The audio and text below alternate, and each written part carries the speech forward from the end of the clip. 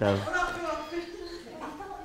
la paracha de la semaine, Akadosh Baruch Hu dit à Moshe Rabbeinu, Ani Hashem, je suis Hashem. Ve'otzeti etchem mitachat sivlot Mitzrayim, ve'itzalti etchem. Et c'est là qu'on va avoir les fameuses Arba Leshonot shel Geoula, ve'otzeti, ve'itzalti, ve'ga'alti, ve'lakarti. Ce passage qui commence par le mot Ani Hashem, je suis Hashem. Et ce mot je suis Hashem, ça va être un mot capital dans la Haggadah de Pessah. Dans la Haggadah de Pessah, on va dire Vayotzienu Hashem, Hashem nous a fait sortir, Lo al yedei malach, sans se servir d'un ange. Velo al yedei saraf, velo al yedei shaliach. Akadosh Baruch Hu, il n'a pas envoyé un émissaire pour venir régler le compte des Égyptiens. Alors qui ça? Et là, Ani be'atzmi, comme écrit dans la suite de la Haggadah, et là, Akadosh Baruch Hu birvodo ou be'atzmo. C'est Hachem lui-même qui est descendu en Égypte et qui a réglé le compte des Égyptiens. Pourquoi? Comme il y a écrit, Ani Hachem, Ani hu velo acher.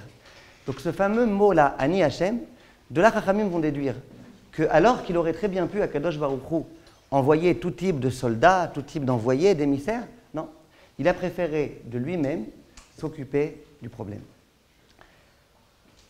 Dans certaines Haggadot, il y a un texte qu'on rajoute et qui est très très fort. Dans ce texte, on dit comme ça, je vous lis dans les mots, Amrou lefana, comme ça, Ksheyared Akadosh Baruch Hu ala Mitzrim beMitzrayim, lorsque Akadosh Baruch Hu est descendu en Égypte, Yardu imo tishat alafim revavot, il y a 90 millions d'anges qui ont accompagné Akadosh Baruch Hu. Il n'était pas tout seul.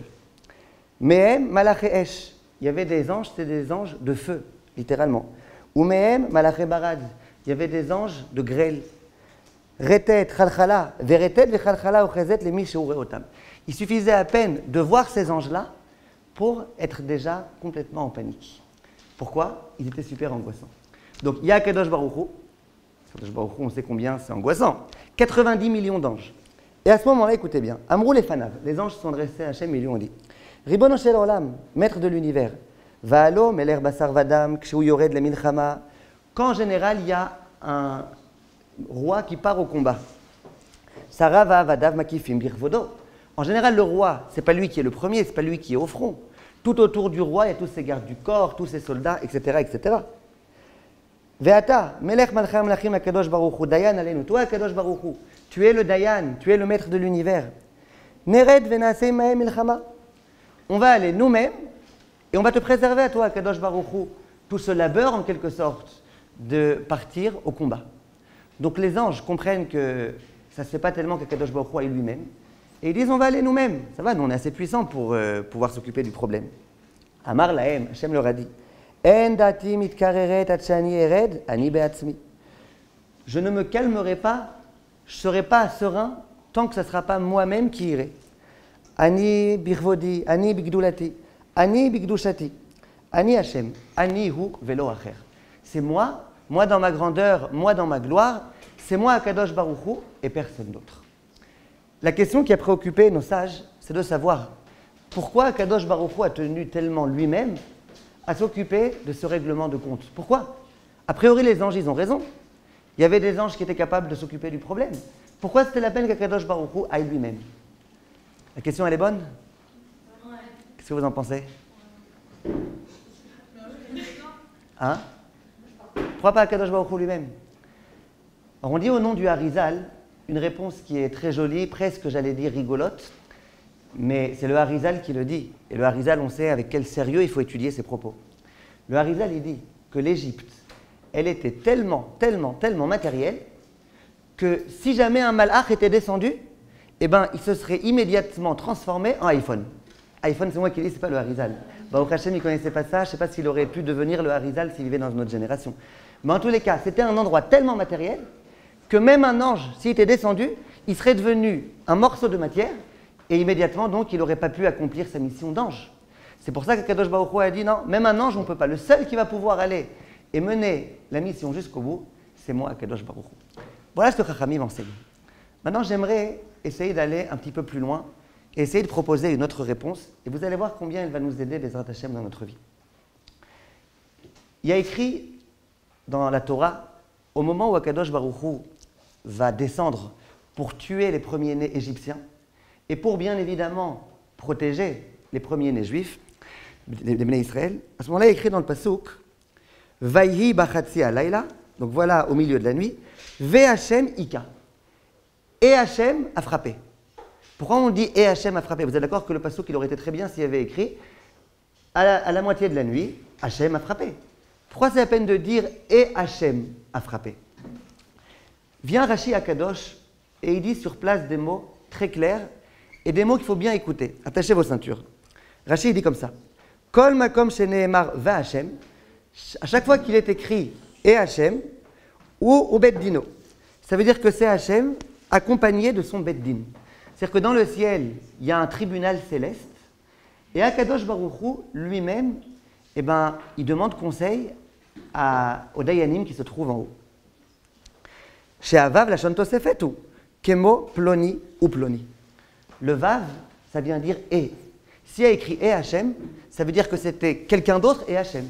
C'est-à-dire que Hachem s'est concerté avec son Beddin avant de véritablement s'en prendre aux Égyptiens. Ça veut dire quoi? Pourquoi Akadosh Baruch Hu ne pouvait pas lui-même s'occuper d'exterminer les Égyptiens qui le méritaient? Pourquoi il a eu besoin de se concerter avec son Beddin? Mais c'est Rashi qui le dit. Il y a un sefer qui s'appelle le Nézer, comment il s'appelle? Le Nézer, je vous dis tout de suite, Nézer à Kodesh. Il dit quelque chose de très joli. Il dit que Akadosh Baruch Hu, quand il décide de punir, il a beaucoup de mal à punir. Parce qu'Akadosh Baruch Hu, il est miséricordieux. Miséricordieux avec les Juifs, miséricordieux avec les non-Juifs. Il est miséricordieux avec le monde tout entier. Maintenant, si c'est Akadosh Baruch Hu, Birvodo ve'atzmo, qui s'occupe de punir quelqu'un, eh ben, la sanction, elle peut être radicale, très forte, très sévère, impitoyable. Parce que Akadosh Baruch Hu, quand il punit, il prend en compte tellement de choses. Donc si c'est Akadosh Baruch Hu lui-même qui décide de punir, eh ben, il punit de façon vraiment radicale et très puissante. C'est la raison pour laquelle, quand Akadosh Baruch Hu décide de punir, il dit non, je n'ai pas envie de prendre moi la responsabilité de punir. Qu'est-ce qu'il préfère faire? Il préfère nommer. Il nomme un Beddin qui, avec un peu plus, malgré tout, de miséricorde qu'Akadosh Baruch Hu, qui, avec les moyens que possède le Beddin, il va s'occuper de juger la personne. Ça, c'est quand Akadosh Baruch Hu décide de punir. Maintenant, quand Akadosh Baruch Hu décide au contraire de récompenser, il n'y a pas écrit Hachem, il y a écrit Hachem. Pourquoi? Parce que là, au contraire, quand Akadosh Baruch Hu veut récompenser, combien il récompense et combien il est généreux dans ses récompenses. Alors là, Akadosh Baruch Hu dit, c'est moi qui m'occupe de récompenser. Ma nature à moi, c'est d'être miséricordieux. S'il faut donner les récompenses, c'est moi qui suis là pour les donner. Par contre, ma nature, c'est pas d'être agressif, c'est pas d'être féroce, c'est pas de punir sévèrement. Donc si déjà il faut punir, c'est pas moi qui m'occupe de ça. Comme ça, ce Sefer explique. Et il dit, selon ça, on peut comprendre un passouk très fort dans le Sefer Yov. Au moment où Yov a eu des enfants, et où malheureusement il va les perdre, il va être écrit dans le passouk Hachem Natan, Ve Hachem Lakar. Ça veut dire quoi? Hachem a donné, il a donné des enfants, et Hachem a repris. Vous voyez que quand on dit Hachem a donné, il n'y a pas écrit Ve Hachem, il y a écrit Hachem a donné. Et quand il y a écrit que Hachem a repris, il y a écrit Ve Hachem. On retrouve la même idée. Quand Hachem veut donner, c'est une récompense, et bien là, Hachem, il donne de lui-même, il n'a besoin de personne. Quand par contre, il faut reprendre, ça signifie une punition, ça signifie une certaine dimension de rigueur. Là, c'est déjà plus Hachem, c'est Ve Hachem. Ça veut dire Hachem accompagné de son Beddin. On peut aussi comprendre de cette façon-là ce qui est écrit dans Chachamim. Il est écrit que si un homme un jour a voulu accomplir une mitzvah, il a tout mis en œuvre pour pouvoir accomplir la mitzvah. Et puis finalement, au dernier moment, il y a un bug, il ne peut pas accomplir sa mitzvah. Chachav lakayem mitzvah velo kiema, il n'a pas réussi finalement. Akadosh baruch hu metzarfa lema, ça veut dire quoi? Hachem, il considère la chose comme si l'acte de la mitzvah avait été accompli. Alors que dans le sens inverse, quelqu'un qui a envie de commettre une avéra et qui met tout en œuvre pour commettre la avéra, et finalement, Baruch Hashem, il y a un petit bug, il n'arrive pas à commettre la avéra. Et bien, il écrit que Akadosh baruch hu ne considère pas cela comme étant une avéra. Vous savez pourquoi? Parce que le Beddin, quand il juge par rapport aux actes ou par rapport aux intentions? Par rapport aux actes. Le Beddin n'est pas capable de sonder les intentions de l'homme. Donc, lorsque j'ai voulu accomplir une mitzvah, et là, il est question de donner une récompense, là, c'est Hachem lui-même qui s'occupe. Si c'est Hachem lui-même qui s'occupe, eh ben Hachem est capable de sonder les intentions. Hachem dit, tu as eu l'intention, très bien, je considère la chose comme si tu avais accompli la mitzvah. Par contre, quand il est question de punir, eh ben là, Kadosh Baruch Hu dit, non, moi je ne m'occupe pas de ça, c'est le Beddin qui va m'aider. Le Beddin, lui, il est incapable de juger les intentions. Et c'est la raison pour laquelle, si l'homme a voulu commettre une avéra, mais qu'il ne l'a pas commise, le Beddin dit, ben voilà, cet homme-là n'est pas répréhensible. Et c'est la raison pour laquelle il sera disculpé.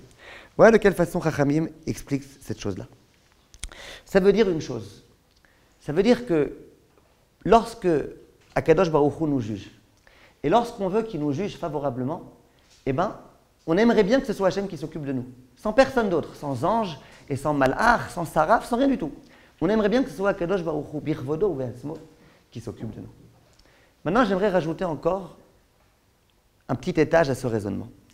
Là, on vient d'expliquer une chose. C'est que pour récompenser, on a besoin que Akadosh Baruch Hu vienne lui-même. Maintenant, je rajoute encore un petit quelque chose que je vais expliquer dans un instant. On n'aimerait pas simplement que Akadosh Baruch Hu vienne lui-même, mais on aimerait que Akadosh Baruch Hu descende sur terre et qu'à ce moment-là, il nous juge. Ça veut dire quoi?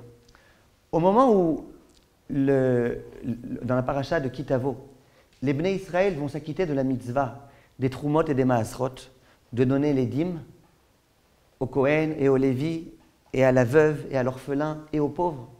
À ce moment-là, l'agriculteur qui vient d'accomplir la mitzvah, il doit réciter ce qu'on appelle le vidouï Maasrot. Il doit dire « J'ai accompli tout ce qu'Akadosh Baruch Hu m'a demandé. J'ai rien occulté, j'ai rien oublié, j'ai été vraiment en adhésion avec la mitzvah d'Akadosh Baruch Hu. » Et une fois avoir dit tout ça, l'homme doit adresser une demande à Akadosh Baruch Hu. Et il dit à Hachem, je vous le dis dans les mots de la Torah, « Ashkifa mimeon kotshecha min hashamayim, uvarer et amecha et Israël. » Ça veut dire quoi? S'il te plaît, Akadosh Baruch Hu, jette un regard du haut de tes cieux, de ton trône divin, et bénis, s'il te plaît, le peuple juif. Alors, Ashkifa mimon kotshecha, jette un coup d'œil, ça on peut comprendre cette expression. On raconte qu'un jour, il y avait un jeune homme qui devait sortir en shidour, et cet homme-là, c'est un chassid Satmar, vous imaginez un petit peu, il n'avait jamais vu une fille de sa vie. Et puis, il était très angoissé. Il s'est dit, comment je vais faire, moi, mon shidour? C'est quelque chose de très difficile, c'est quelque chose de très angoissant. Je ne sais pas du tout comment je vais faire. Je peux la regarder, je ne peux pas la regarder, au moins. Après, elle va se vexer. Il va voir un ami à lui, et son ami, il lui donne des conseils, il lui dit, voilà exactement ce qu'il faut faire, etc. Bon, le jeune homme, il part en shidour, et puis il parle à la jeune fille, etc. Tout se passe relativement bien. À la fin, lorsqu'on interroge la fille, alors comment s'est passé le shidour? Elle dit, ben, la vérité, il a l'air d'être quelqu'un de bien, c'est un type bien. Mais il y a un petit problème. Il a un comportement un peu bizarre. Elle dit, c'est quoi le problème? Elle dit, ben, je ne sais pas, toutes les peut-être 5 minutes, il sortait de sa poche un espèce de petit confetti comme ça qui avait une forme d'œil, comme on met comme ça dans les petites poupées, et puis il me le jetait dessus. Toutes les 5 minutes, un petit œil, il me le jetait dessus. Bon, alors, à part ça, il avait l'air tout à fait normal.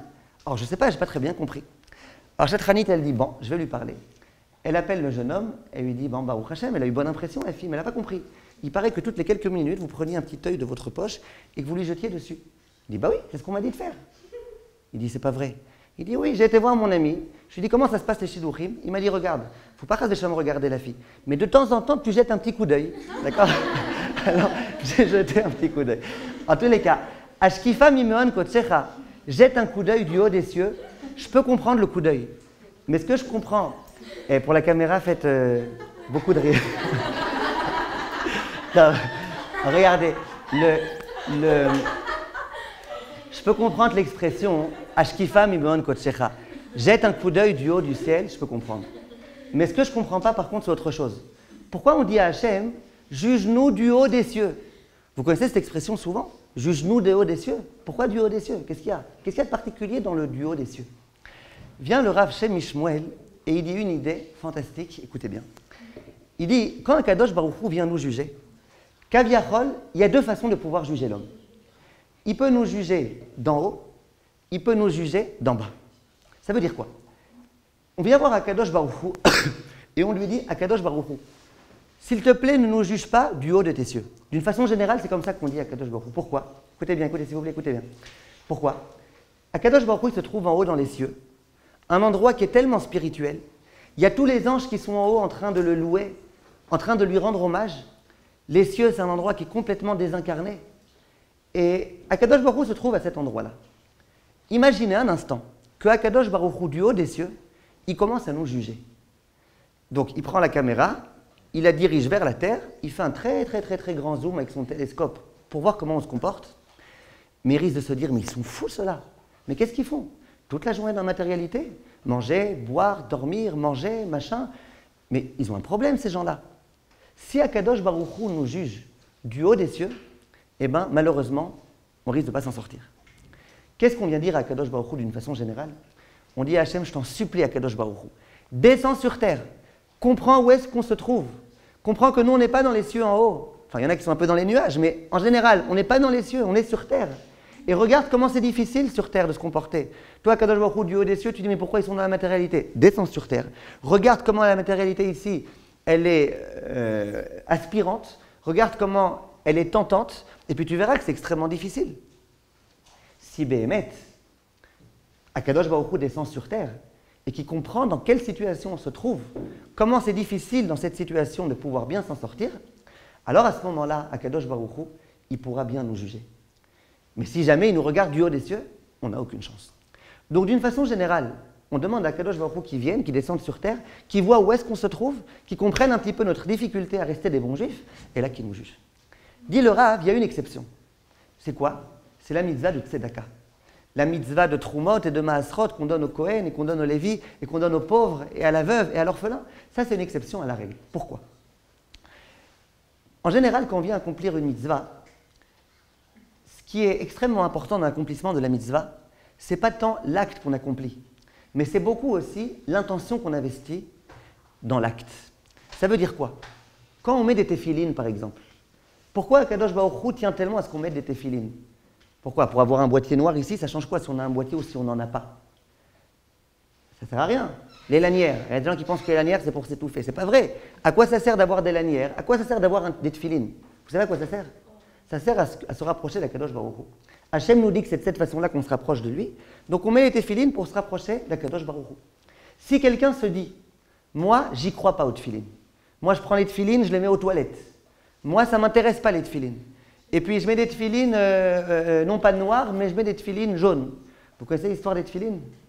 De ce père qui a voulu faire la bar mitzvah de son fils, c'est un bon français comme ça, djerbien. Il va voir le sofer, il lui dit, c'est bientôt la bar mitzvah de mon fils, j'aimerais que vous lui écriviez des tefilines. Le sofer, il dit, il n'y a pas de problème, avec plaisir. Il lui dit, mais je vous demande une chose, vous savez, moi je ne suis pas quelqu'un de normal, moi je suis un peu original, vous voyez, je suis avec la chemise rose fluo et tout. Faites-moi des tefilines comme ça, rose fluo, fuchsia, quelque chose. Le sofer, il dit, écoutez, je suis désolé, il y a une halakha le Moshe Sinaï, les tefilines, ils doivent être noirs. Il dit, vraiment, vous voyez halakha le Moshe Sinaï. Bon, vous savez quoi? Au moins les lanières. Les lanières, faites-les bleu, blanc, rouge, comme ça, comme la couleur du drapeau. Je sais pas, un petit quelque chose. Pas noir, tout le monde noir, tout le monde doit faire pareil, on est tous ressemblants comme ça. Moi, j'aime bien être un peu original. Le sofer, il dit, je suis désolé. Je t'ai dit, il y a une halakha le Moshe Sinaï, les tefilines, tout doit être noir. Bon, le père voit qu'il n'a rien à faire. Il lui dit, bon, alors faites-moi les tefilines noirs. Au bout de 3 semaines, le sofer appelle le père. Le père vient pour récupérer ses tefilines. Il demande au sofer combien ça coûte. Il dit, ça coûte 3000 shekels. Il dit, voilà, tenez 3000 shekels. Après, le père, il dit au sofer, vous pouvez quand même, s'il vous plaît, juste m'écrire une facture. Il dit, je vous ai dit, halakha le Moshe Sinaï, dans les tefilines, tout est au noir. Maintenant, les tefilines, quelqu'un va mettre des tefilines de couleur. Quelqu'un va mettre des tefilines. Vous pensez vraiment que les tefilines, ça va bonifier la personne? Les tefilines, je vous dis la vérité, ça ne bonifie pas une personne. Ça bonifie une personne que si on investit une kavana et qu'on dit je mets cette tefilines parce que c'est Hachem qui m'a demandé de me rapprocher de lui par le biais de l'accomplissement des tefilines. Vous suivez la logique? C'est la raison pour laquelle d'ailleurs le Shulchan Aruch dans le Siman Samer écrit que si jamais on accomplit une mitzvah sans kavana, de vouloir s'acquitter, on n'est pas quitte. Quelqu'un va au Beth Knesset le jour de Rosh Hashanah, il dit moi j'adore écouter la trompette. J'y vais pour écouter la trompette. Il n'est pas quitte de la mitzvah. Pourquoi? Parce que écouter le chauffard, ça ne sert à rien. Ça sert que si jamais tu es conscient que tu le fais parce que Kadosh Baruch Hu t'a donné l'ordre. Mais si jamais tu ne le fais pas dans cet état d'esprit-là, la mitzvah, elle ne vaut rien. Il y a une exception à la règle. Il y a une mitzvah dans laquelle, même si tu n'as pas beaucoup d'intention, la mitzvah, elle est bonne. C'est quoi? La tzedaka. Pourquoi? Parce que dans la tzedaka, il n'y a pas que l'acte qui est positif. Il n'y a pas que l'intention. Il y a quoi aussi? Il y a la finalité. C'est quoi le but de la tzedaka? C'est de pouvoir sauver une personne qui était sur le point de mourir de faim. Même si je n'ai pas eu de bonne intention, même si j'ai donné ma tzedaka de façon intéressée, Vous êtes d'accord que la finalité, je l'ai obtenue? Eh bien, si j'ai obtenu la finalité, eh ben, en soi, c'est déjà quelque chose de bien. C'est pour ça, dit le Shem Ishmuel, qu'on vient voir à Kadosh Baruch Hu, on lui dit, écoute Hachem, en général, le coup d'œil, tu ne le jettes pas d'en haut. Tu descends sur terre, s'il te plaît, et tu nous regardes. Parce que si tu nous juges d'en haut, on n'a aucune chance. Parce que même les mitzvot qu'on accomplit, tantôt on est intéressé, tantôt on n'a pas assez d'intention, tantôt on le fait pour notre propre honneur. Il y a une seule fois, une seule circonstance dans laquelle tu peux nous juger d'en haut, du haut du ciel. Et même si tu nous juges du haut du ciel, ça pourra passer. C'est quoi? C'est la mitzvah de tzedaka. C'est pour ça qu'à ce sujet-là, on dit, cette fois-ci, exceptionnellement, tu peux nous juger du haut du ciel. Oui. Pourquoi la mitzvah de tzedaka? Hein? Pourquoi tzedaka? Je vous ai dit, parce que, non, tout le chesed, toutes les mitzvot qui sont Me'alam Lachavero, où le but, On peut dire dans la tête, je le fais pour aller devant le Hachem. de quoi? Dans quel cas? Bah, si on fait du chesed, ça peut aussi être avec des arrière-pensées. Oui, mais même s'il y a beaucoup d'arrière-pensée, au moins l'acte, lui, il est bon. Bah, comme toutes les mitzvot. Non? Si jamais, par exemple, vous mettez les tefilines, mais que vous n'avez aucune pensée, vous vous moquez complètement d'Akadosh Baruch Hu, eh ben la mitzvah, elle vaut rien. Par contre, la tzedaka, même si vous n'avez aucune intention, si vous avez donné de la tzedaka à un pauvre, vous lui avez sauvé la vie, il y a quand même du positif ici. Comprenez? Au moins, si on a mis les dettes, même si on n'a pas la kavana, au moins on a pris le temps pour Hachem. Donc ça compte quand même. D'accord, d'accord. Mais l'essentiel est manquant. Donc, si on résume ce qu'on a dit maintenant, et j'aimerais que vous suiviez bien et que vous écoutiez bien, si on résume ce qu'on vient de dire maintenant, quand Akadosh Baruch Hu vient juger positivement et favorablement un juif, eh bien, il y a deux préalables. Oui, il y a deux préalables. Eden, il y a deux préalables. Le premier préalable, c'est quoi? C'est que ce soit Akadosh Baruch Hu lui-même qui nous juge. Le deuxième préalable, c'est quoi? C'est qu'il nous juge en bas, qu'il vienne dans le monde dans lequel on se trouve et que dans ce monde-là, il nous juge. Si on comprend bien cela, on peut maintenant répondre à la question qu'on a posée. Le Sefer Azamarti, il explique de cette façon-là, très jolie. Il y a écrit dans Chazal que l'état du peuple juif, avant la sortie d'Égypte, c'était un état lamentable. Pour être très clair, c'était un état quasi parallèle et équivalent à celui des Égyptiens. Il y a écrit que les Bnei Israël sont arrivés au 49e degré d'impureté. Ça veut dire que tu voyais un juif dans la rue, tu n'avais bichal pas l'impression que c'était un juif. Et il aurait suffi, chas v'shalom, encore un degré d'impureté et c'est fini. On était complètement perdus.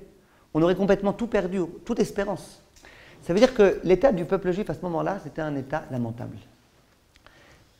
À tel point vrai qu'au moment où les Juifs vont se trouver, les Bnei Israël, devant la mer, et que Akadosh Baruch Hu va vouloir ouvrir la mer en deux, à ce moment-là, les anges, il y a écrit dans le Midrash, les anges accusateurs vont voir Akadosh Baruch Hu et vont lui dire, Hachem, il n'y a pas de raison que tu fasses du favoritisme. Il n'y a pas de raison que tu ouvres la mer pour les Bnei Israël et pas pour les Égyptiens, tu décides. Soit tu ouvres pour les Bnei Israël et tu laisses passer les Égyptiens, soit tu ouvres pour personne et comme ça au moins ce sera justice. Mais tu ne peux pas privilégier un par rapport à l'autre. Pourquoi? Et là, les anges accusateurs vont avoir des mots très clairs. Ils vont dire Ma'elu ovdei avodah zara, afelu ovdei avodah zara. De la même façon que les Égyptiens, ça donne à l'idolâtrie, de la même façon, les Bnei Israël, ça donne à l'idolâtrie. Ils sont pareils, kif kif bourrico, c'est exactement la même chose. Il n'y a pas de raison de privilégier les uns plus que les autres. À ce moment-là, Akadosh Baruch Hu est très embêté. Il a un grand dilemme face à lui. Il a des anges accusateurs qui, a priori, parlent vérité, qui sont des justiciers impitoyables. Hachem, Kaviachol, ne sait pas quoi faire. Que fait Akadosh Baruch Hu? Il a trouvé la solution. Vous savez c'est quoi la solution? Hachem, il dit, vous savez quoi? Je vais moi-même descendre en Égypte. Ça est écrit. Akadosh Baruch Hu est descendu avec tous les malachim, il est descendu en Égypte. Et il dit, c'est moi qui vais m'occuper de procéder au jugement. Pourquoi? Parce que, a priori, un dayan ordinaire, on a dit, comment il juge lui? Il juge par rapport aux intentions ou il juge par rapport aux faits? Par rapport aux faits. Dans les faits, dans la réalité, eh ben, les Bnei Israël et les Égyptiens, c'est exactement la même chose. Simplement, Akadosh Baruch Hu dit, mais moi, quand je juge pas selon les faits, je juge aussi selon les intentions. Ce n'est pas la même chose des gens qui ont asservi des Bnei Israël ou des gens qui ont été asservis. Ce n'est pas la même chose des gens qui se sont donnés à l'idolâtrie de leur propre gré que des gens qui ont été contraints et forcés à s'adonner à l'idolâtrie. Donc c'est la raison pour laquelle c'est moi-même qui vais descendre. Je vais descendre dans cette Égypte, dans laquelle même s'il y a un ange qui était descendu, il serait devenu un iPhone. Vous connaissez l'histoire de cette femme-là? Juste avant Rosh Hashanah, elle a fait une très très bonne tchouva. À un moment, Kadosh Baruch Hu, il lui dit, tu sais, la vérité, c'est que tu as trouvé grâce à mes yeux. Donc maintenant, tu peux demander une demande. La demande que tu demanderas, eh ben, je t'exaucerai. Alors la femme, elle dit, c'est vrai. Hachem, il dit, ouais, tu as une demande. Alors réfléchis bien. La femme, elle réfléchit et elle dit, mon Dieu, j'aimerais tellement que mon mari, il s'intéresse à moi et qu'il s'intéresse qu'à moi et qu'il ne fasse que me regarder et que sans arrêt, il ne parle qu'à moi et que sans arrêt, il soit avec moi. Elle n'a pas eu le temps de finir la phrase, elle s'est transformée en iPhone. D'accord? En tous les cas, Akadosh Baruch Hu lui-même, il descend en Égypte. Il voit l'impureté qu'il y a là-bas. Il voit comment c'est dur de rester un bon juif quand on est là-bas. Et bien là, immédiatement, Akadosh Baruch Hu, il peut comprendre que les Bnei Israël, on peut les juger favorablement, qu'il n'y a aucune raison de les accuser, et qu'il y a une différence extrême entre les Bnei Israël et entre les Égyptiens. Et maintenant, on a répondu à la question. Pourquoi Akadosh Baruch Hu n'a pas envoyé des anges? Parce que s'il avait envoyé des anges, les anges, leur faculté, c'est de juger par rapport à ce qu'ils voient, pas plus que ça. Akadosh Baruch Hu, lui, il est capable de dépasser tout ça. Akadosh Baruch Hu a dit, je juge moi-même. Et comme ça, je vais pouvoir sauver Bezrat Hashem, les Bnei Israël. On a compris pourquoi c'est Ani. Ani bigdushati, Ani birvodi, Ani hu velo acher. C'est moi, Akadosh Baruch Hu, qui m'occupe de ça. L'idée qu'on a retenue ici, c'est que Akadosh Baruch Hu, contrairement aux anges et contrairement à n'importe qui d'autre au monde, il est capable de sonder ce qui se trouve au plus profond du cœur de l'homme. Ça veut dire que Hachem, quand il voit un Ben Israël, bien qu'il se comporte comme un Égyptien, mais il voit l'étincelle très puissante qui se trouve à l'intérieur de lui. Si l'ange n'est pas capable de voir, Hachem y voit. Et la grandeur, entre autres, bien évidemment, de Kadosh Baruch Hu, c'est d'être capable, quand il voit un Ben Israël, de voir pas simplement son comportement, sa face extérieure, sa parade, mais de voir son intériorité. Et tout juif a une intériorité extrêmement grande. Cette même idée, à savoir de voir l'intériorité du juif, on va la retrouver à propos de Moshe Rabbeinu. Au moment où dans la paracha de Shemot, Akadosh Baruch Hu va s'adresser à Moshe Rabbeinu, il va lui dire, s'il te plaît, va dire au Bnei Israël que ça y est, Bezrat Hashem, je vais les sauver. À ce moment-là, Moshe Rabbeinu va dire à Akadosh Baruch Hu, ils ne me croiront pas, laisse tomber, ils ne me croiront pas. Et Hashem, avec beaucoup de sévérité, dit à Moshe Rabbeinu comme ça tu suspectes les Bnei Israël de ne pas avoir de Emouna? Tu penses vraiment qu'ils ne te croiront pas? Tu sais que tu sous-estimes beaucoup les Bnei Israël? C'est des Ma'aminim, Bnei Ma'aminim. C'est des confiants, fils de confiants. Bien sûr qu'ils croiront. Pourquoi tu dis qu'ils ne croiront pas? Bien sûr qu'ils croiront. Et c'est là que Hachem va donner, entre les mains de Moshe Rabbeinu, 3 signes, 3, j'allais dire, tours de magie, pour bien prouver au Bnei Israël qu'il a été envoyé par Akadosh Baruch Hu. Le premier, vous le connaissez bien, c'est le bâton qui s'est transformé en serpent. Le deuxième, c'est quoi? Moshe Rabbeinu, il doit rentrer la main dans ses vêtements, et puis quand il la ressort, qu'est-ce qui se passe immédiatement? Sa main, elle est pleine de lèpre. Et là, écoutez ce que dit Rashi. Rashi, il dit, a priori, si le premier signe n'était pas suffisant, à quoi ça servait le deuxième? Rashi dit, vous savez, le premier, c'était insuffisant. Mais le deuxième, c'était sûr que ça allait fonctionner. Pourquoi? Écoutez bien dans les mots. Mishet Omar Lahem. Tu vas voir les Bnei Israël. Tu vas leur dire, vous voyez ma main? Elle est pleine de lèpre. C'est quoi la lèpre? C'est la punition qu'on reçoit quand on a fait la Shonara. Vous allez dire au Bnei Israël, vous voyez pourquoi maintenant j'ai eu de la lèpre? C'est vrai que c'est un tour de magie, mais c'est quand même une punition. Que pendant quelques instants j'ai de la lèpre, c'est une punition. Vous savez pourquoi j'ai eu cette punition? Al-Shasiparti Alechem, la Shonara. Parce que j'ai dit du Lashon Hara sur vous. Quand Hachem m'a dit que je devais vous prévenir et vous annoncer la délivrance, j'ai dit du Lashon Hara, j'ai dit que vous ne croirez pas. Ya'aminu lecha. Et bien là, ils te croiront. Parce qu'ils sont habitués, continue Rashi de dire, ils sont habitués, les Bnei Israël, à ce que quand on fait du Lashon Hara et quand on se comporte mal, eh bien qu'on ait de la lèpre. Donc si tu leur dis, j'ai dit du Lashon Hara de vous, et c'est pour ça que maintenant j'ai de la lèpre, là, ils te croiront. L'un des élèves de Rabbi Aaron Kotler, il pose ici une question très forte. Il dit, premièrement, comment ça marche? Parce que je vais leur dire que j'ai dit du Lashon Hara sur eux, ils vont croire. Mais en dehors de ça, est-ce que c'est permis de dire à quelqu'un, tu sais, j'ai dit du Lashon Hara de toi? On raconte qu'un jour, il y a quelqu'un qui avait dit du Lashon Hara contre quelqu'un d'autre. Il a été voir le Chafetz Chaim, il lui a dit, Kvod Harav, j'ai envie de faire teshuva. Qu'est-ce que je dois faire? Le Chafetz Chaim lui a dit, pour faire teshuva, c'est pas compliqué. Tu vas voir la personne contre laquelle tu as dit ce Lashon Hara. Tu vas lui dire exactement tout ce que tu as dit sur elle, de A à Z. Et puis finalement, si elle accepte de te pardonner, eh bien c'est bon. Après, il y a d'autres procédures, mais c'est l'une des procédures importantes. Quand cet élève-là a été raconté ça à Rabbi Israël Salander, le Rabbi Israël Salander, il dit, j'arrive pas à comprendre ce psal du Chafetz Chaim. J'arrive pas. Que pour toi-même obtenir expiation, tu aies besoin d'aller voir cet homme-là et de lui avouer tout ce que tu as dit, ça c'est vrai. mais qui t'autorise à lui faire de la peine. Imaginez, j'ai dit de quelqu'un, à son meilleur ami, que c'était un pourri, que c'était tout ceci et tout cela, etc. Maintenant, lui, il n'est pas au courant, cet ami que j'ai dit ça de lui. Au bout d'un an, je vais le voir, je lui dis, tu sais, il y a un an, j'ai dit de toi, parce qu'en plus je le pensais vraiment, que tu es une pourriture et que tu es un moins que rien. En plus, je l'ai dit à ton meilleur ami, en plus il m'a cru. Ça va lui faire de la peine à cette personne-là, à laquelle je dis ça. Dis le Rav Israël Sainter, de quel droit, pour toi-même obtenir expiation, tu peux faire du mal à la personne contre laquelle tu as déjà parlé un jour de la Shonara. Ça veut dire que ce n'est pas évident du tout, et en pratique, on est possède comme le Rav Israël Sainter dans ce point-là. La coutume en général, c'est de trancher, qu'on est possède comme Rav Israël Sainter dans ces problématiques-là. Donc là, a priori, Hachem il dit à Moshe Rabbeinu, va dire au Bnei Israël que tu as dit d'eux que c'était des pourris. Parce que de ne pas être Mahamine, c'est quand même quelque chose de pas génial. Tu dis de quelqu'un que tu es un païen, c'est pas très sympa, va lui dire que tu es un païen. Vous comprenez ce que je veux dire? Hachem il dit à Moshe Rabbeinu, tu vas leur dire que tu as dit d'eux que c'était des païens, et là c'est bon, ils vont te croire. Mais de quel droit tu peux leur faire de la peine? Et là, il donne une réponse fabuleuse, la vérité, écoutez-la bien, intégrez-la bien, vous allez voir comment elle est belle cette réponse. Dit ce Rav, nous, l'impression qu'on a à la lecture de ces midrashim-là, c'est quoi? On a l'impression que les Bnei Israël, c'était des Mahaminim. C'est évident qu'ils allaient écouter Moshe Rabbeinu. Le seul qui n'a pas été assez fut-fut pour comprendre que les Bnei Israël étaient des gens de Emouna, c'était Moshe Rabbeinu.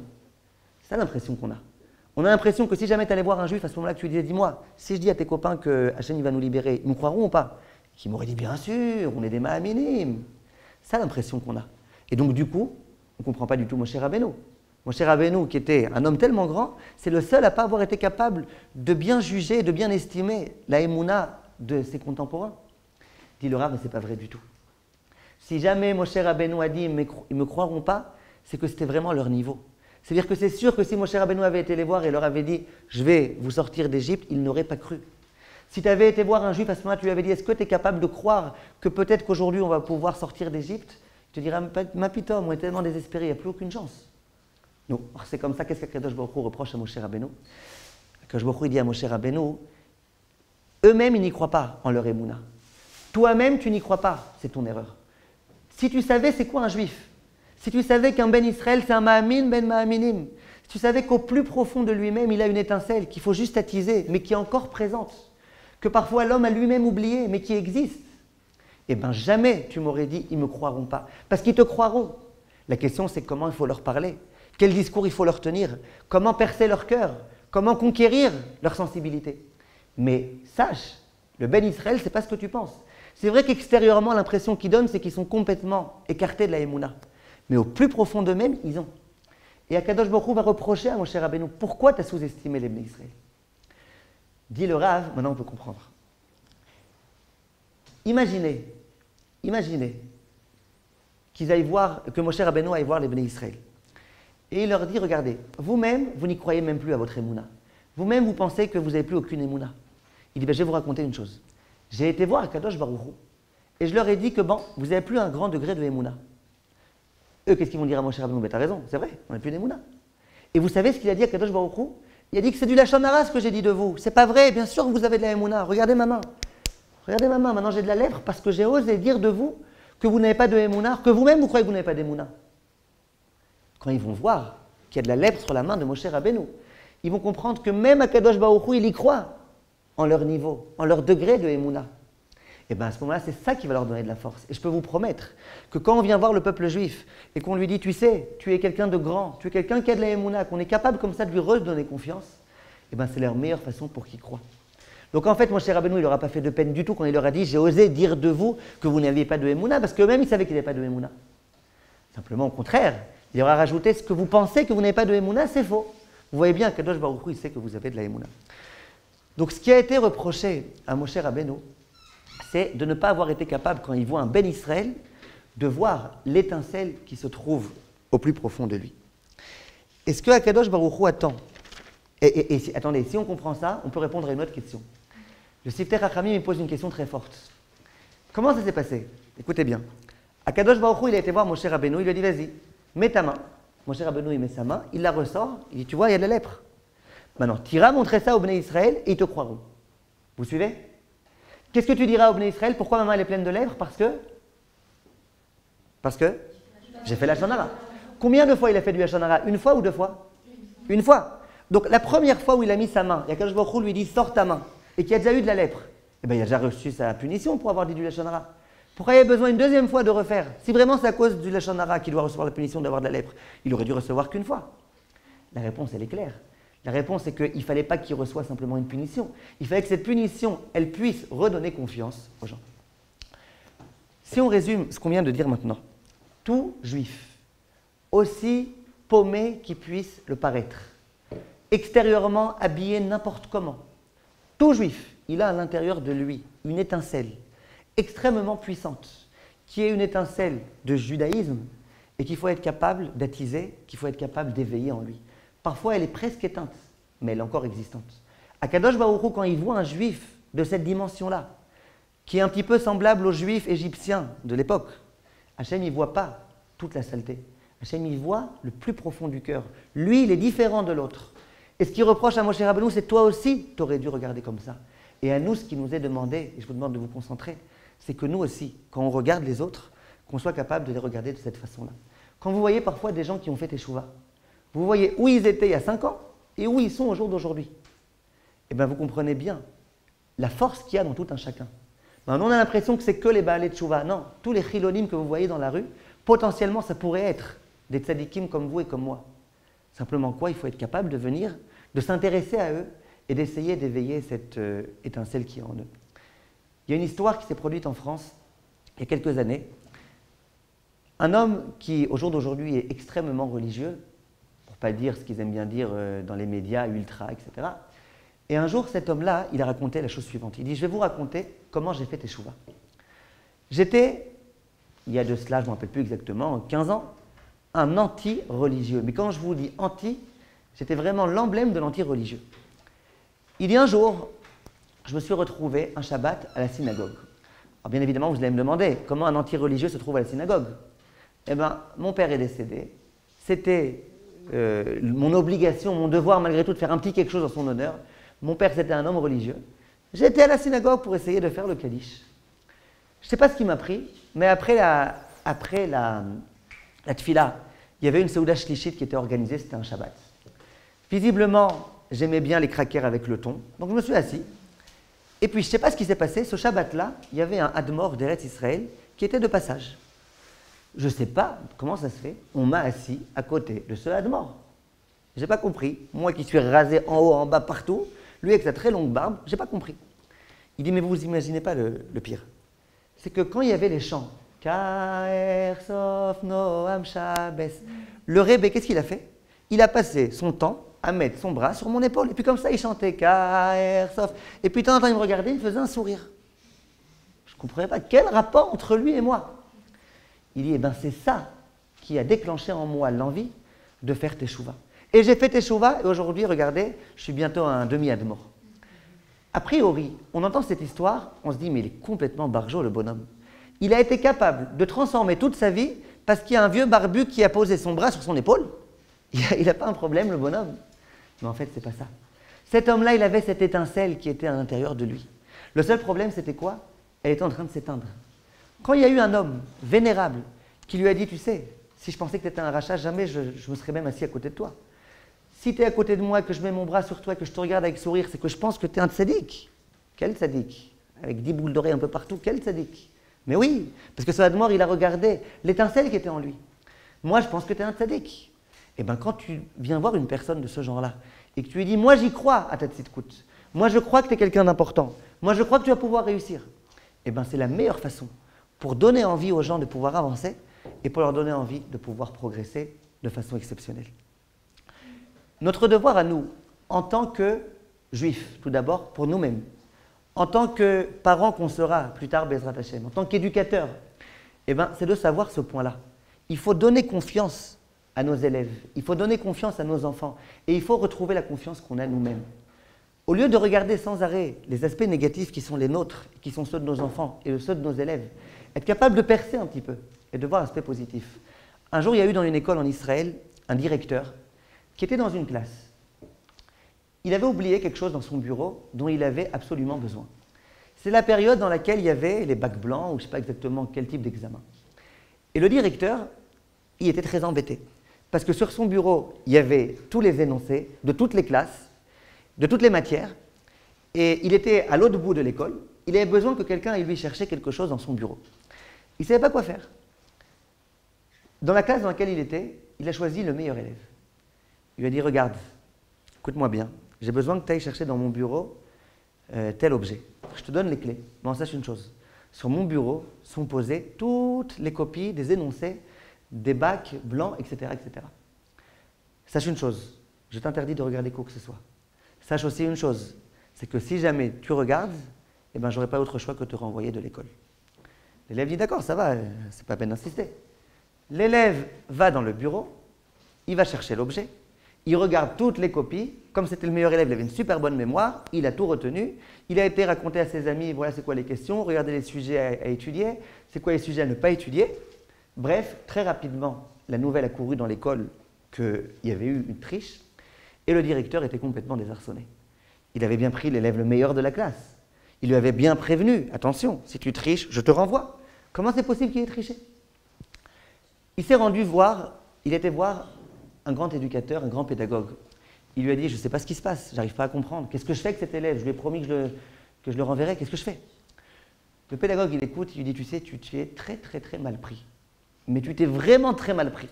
Il dit, pourquoi? Qu'est-ce que je pouvais faire de mieux? Quoi, j'allais prendre le cancre de la classe, le tricheur, qu'est-ce que j'allais voir? Il dit, qui est-ce que tu aurais été voir? Ce n'est pas très important. La question, c'est quel discours tu aurais dû lui tenir. Il sait ce que tu aurais dû lui dire. Tu aurais dû lui dire, regarde, il faut que tu ailles maintenant dans mon bureau pour aller chercher tel objet. Sache que sur le bureau, il y a tous les examens et c'est scandaleux si jamais quelqu'un ose regarder ce qui se passe dans les examens. Maintenant, écoute-moi bien, Yawildi. Pourquoi je t'ai choisi à toi? Parce que toi, je sais très bien que jamais au monde tu oseras tricher. Toi, je sais très bien que tu es quelqu'un de grand. Toi, je sais quelqu'un que tu es quelqu'un d'honnête. Ce n'est pas pour rien que je t'envoie à toi et pas à quelqu'un d'autre. Toi, tu es quelqu'un de confiance. Toi, on peut te faire confiance. Eh bien, c'est toi que j'envoie. Il dit, si tu avais tenu ce discours, ça aurait bien marché. Et l'histoire raconte que ce directeur a essayé cette chose-là, sans avoir bien évidemment tenu au courant l'élève. Et puis une autre fois, exprès, il a fait en sorte qu'il y ait des copies. Et puis il a été voir un élève, je ne sais plus si c'est le même ou pas, je crois que c'était le même élève. Et il a mis une caméra cachée dans son bureau. Et puis, il a envoyé l'élève en lui tenant ce discours-là. Il dit, écoute, je sais que tu es quelqu'un de confiance, je sais qu'on peut te faire confiance, va. L'élève a été, quand il est rentré dans le bureau, il voulait prendre l'objet, il était comme ça pour pas chasver shalom, regarder ce qu'il y a écrit dans les énoncés. Et puis, tout s'est bien passé. Ça veut dire que nous, on a l'impression que pour pouvoir faire progresser des gens, il faut sans arrêt être non, non, non, et surtout pas, etc. Geinom, geiné, geinom. C'est pas vrai. On vient voir un juif et on lui dit, sache qu'il faut que tu aies confiance en toi-même. Sache que tu vas pouvoir progresser, tu vas pouvoir avancer. Tu pourras devenir quelqu'un de grand. Ben, de cette façon-là, ça fonctionne. Qu'est-ce qu'on dit dans la Haggadah de Pessah, cette fameuse Haggadah qui est les parachiotes qu'on est en train de dire en ce moment? Il y a écrit que le rachat, qu'est-ce qu'on lui dit? Le rachat, il vient, il demande c'est quoi toutes ces choses-là que vous accomplissez, ces mitzvot, ces edot, ces chukim? Donc qu'est-ce qu'on dit? On dit afata hakhe et shinav. Toi, il faut que tu viennes et que tu littéralement lui frappes les dents. Vous avez déjà vu que ça marche de frapper les dents de quelqu'un? Vous avez déjà vu qu'on vient voir un rachat, qu'on lui frappe les dents et puis voilà, ça le convainc? Ce n'est pas tellement une méthode. Et pourtant, la Haggadah, c'est ce qu'elle dit. Frappe-lui les dents. Ça veut dire quoi? Mon père, il m'a expliqué de façon très jolie, au nom du Maor Vashemesh, il dit, c'est quoi Shinav? Shinav, c'est Shin. Vous êtes d'accord avec moi? Comment on dit en hébreu c'est Shin? Shinav. Ça veut dire quoi c'est Shin? Vous savez que sur les téphilines, il y a deux Shin, un du côté droit du boîtier de la tête, un du côté gauche. Il y en a un qui a 3 branches et un qui a 4 branches. Pourquoi il y a un Shin qui a 3 branches? Pour nous rappeler les 3 avot, Avraham, Yitzhak et Yaakov. C'est quoi le Shin qui a 4 branches? Les Arba Imaot, Sarah, Rivka, Rachel et Léa. Et tout juif, pourquoi sur cette filine il a le Shin de Avraham, Yitzhak et Yaakov et le Shin de Sarah, Rivka, Rachel et Léa? C'est parce que tout juif, au plus profond de lui-même, il a cette étincelle-là, il a ce Shin-là. Il n'est pas n'importe qui, il est le fils d'Avraham, Yitzhak et Yaakov, Sarah, Rivka, Rachel et Léa. Quand on vient voir les parents, on vient leur dire Af ata, toi en tant que parent, tu sais c'est quoi ton devoir? Hakhe et shinav. Hakhe, ça veut dire frapper, mais ça veut aussi dire attiser. Attise ses chines, parce qu'il a un shin au plus profond de lui-même, c'est un juif. Il a un shin. Simplement, le shin, il est en train de s'éteindre. Et toi, ton devoir, c'est d'essayer d'attiser ce shin. Si on fonctionne de cette façon-là, eh ben, on peut bien évidemment réussir, Bezrat Hashem, à améliorer les gens, et on peut réussir à s'améliorer soi-même. Retenez toute votre vie. Tout homme juif, même s'il est complètement éloigné de la Torah, il a ce qu'on appelle une nekuda tova. Il a à l'intérieur de lui un point positif. Tout juif, écrit dans le pasouk, Od me'at ve'en racha. Encore un peu et il n'y a pas de racha. Ça veut dire quoi, encore un peu et il n'y a pas de racha? C'est-à-dire que tout racha, eh ben, il y a un petit peu dans lequel il n'est pas racha. Et quand on dit dans le pasouk Azamera l'Elokai be'odi, moi je remercierai Akadosh Baruch Hu be'odi avec le od, c'est avec ce od-là. C'est-à-dire même le racha qui est tout racha à part le od me'at, à part le un petit peu, avec ce un petit peu, il peut réussir à remercier Akadosh Baruch Hu. Il faut qu'on sache quelque chose de très important. Comment ça se fait que les Bnei Israël sont rentrés en Égypte? Qu'est-ce qui a valu cet asservissement? Il y a beaucoup de midrashim explicites qui disent qu'on a été en Égypte à cause du lachon hara, à cause de la mauvaise langue. Pourquoi on a été en Égypte à cause de la mauvaise langue?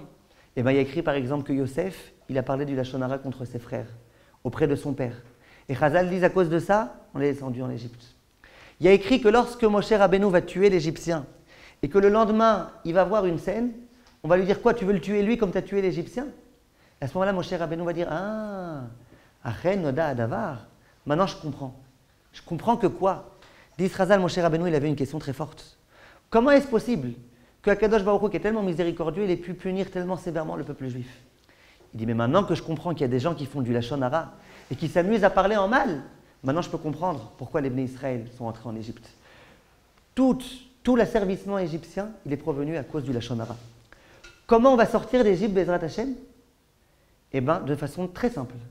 On va être asservi en Égypte par ce rachat qui s'appelle Paro. C'est quoi Paro? C'est les lettres de P, Ra. Vous avez remarqué?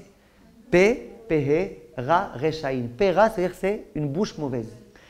Paro, c'était quoi? C'était une bouche mauvaise. Et on va souffrir tellement là-bas de la mauvaise bouche de Paro. Et bien, toute cette souffrance-là, d'une certaine façon, ça va nous purifier. Ça va nous pardonner. Ça va expier la faute. Et ensuite, on va sortir d'Égypte. Il faut savoir qu'on est aujourd'hui tous dans un espèce d'asservissement égyptien, à titre collectif, à titre individuel. Tout un chacun a l'Égypte dans laquelle il est complètement perdu et de laquelle il a envie de sortir. Il faut qu'on sache, si on est rentré en Égypte à cause du lachon hara, eh ben on sortira d'Égypte grâce au fait qu'on fera attention à notre bouche. Mais comment faire attention à notre bouche? La semaine dernière, je vous disais, quand on a envie de pouvoir travailler sur ces midotes, soit on dit c'est super dur, mais on va travailler, soit on essaye de trouver des chemins qui nous permettent de faire des raccourcis. La meilleure façon de ne pas parler de la lachon hara de quelqu'un, c'est de regarder son point positif. Si quand tu vois quelqu'un face à toi avec les défauts, avec les problèmes, tu vois la grandeur qui est en lui, tu vois la grandeur qui pourra sortir de lui le jour où il se réveillera, eh bien tu arriveras à ne pas parler de la lachon hara. J'ai eu cette semaine un couple qui est venu me voir. Et l'homme, il se plaint que ma femme ceci, ma femme cela, ma femme ceci, ma femme cela. Je lui ai dit, te plaindre, tu peux. Mais il y a malgré tout d'abord un préalable. C'est que quelquefois, tu lui fasses des compliments. Le pauvre, il est dans un état de santé difficile. Il me dit, dans mon état de santé, je ne peux pas faire de compliments. Je lui dis, si tu ne peux pas faire de compliments, tu ne peux pas non plus faire de reproches. Alors je lui dis, fais des compliments. Il me dit, mais comment je peux faire des compliments à ma femme? Comment je peux? Je ne peux pas. Elle n'est pas à la hauteur de mes exigences. Je lui ai dit, eh ben, c'est malheureux. C'est malheureux que tu aies une femme tzadékette comme tu as, parce que je la connais, sa femme, une femme tzadékette, et que tu me dises que tu n'es pas capable de faire des compliments, que tu n'es pas capable de voir le bon qui est en elle. C'est une femme tellement vertueuse, lui n'est pas capable de voir le bon qui est en elle. Habituez-vous dans vos vies, habituons-nous dans nos vies, à toujours chercher à regarder le point positif qu'il y a dans tout un chacun. Au lieu de chercher ce qui nous écarte de l'autre, regardez ce qui nous rapproche de l'autre. Ça, c'est la leçon qu'Akadosh Baruch Hu nous a donnée. Hachem, il voit un juif, Chiloni de Chiloni en Égypte, il dit non, non, non, c'est un tzaddik lui. Et quand Moshe Rabbeinu voit un Chiloni qui dit c'est pas un grand Mahamin, Hachem, il lui fait le reproche. Et bien nous aussi, Bezrat Hachem, qu'on soit capable de voir la grandeur de tout un chacun. Amen.